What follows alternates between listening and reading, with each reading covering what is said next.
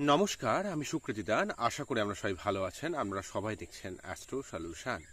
আজকে আমি আলোচনা করব যে সমস্ত বৃশ্চিক রাশির ক্ষেত্রে 29শে মার্চ শনি রাশি পরিবর্তন করার সঙ্গে সঙ্গে দীর্ঘ 2.5 বছরের যে ঢাইয়ার প্রভাব, সেটা থেকে কিন্তু বৃশ্চিক রাশি মুক্তি পাচ্ছে।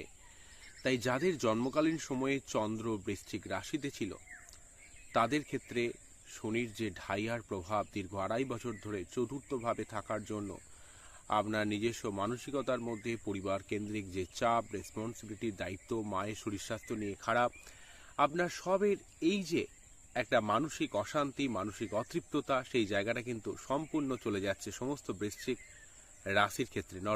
লগ্ন রাশির ক্ষেত্রে কিন্তু 7.5 হয়, লগ্নের ক্ষেত্রে 7.5 কিছু হয় না। তাই এইখানে সমস্ত বৃশ্চিক রাশিতে যাদের সার্বিকভাবে অত্যন্ত মানসিকতার মধ্যে একটা চাপ ক্রিয়েট করছিল, মানসিক অতৃপ্ততা ভাব ক্রিয়েট করছিল, সেই জায়গাটা কিন্তু চলে যাচ্ছে।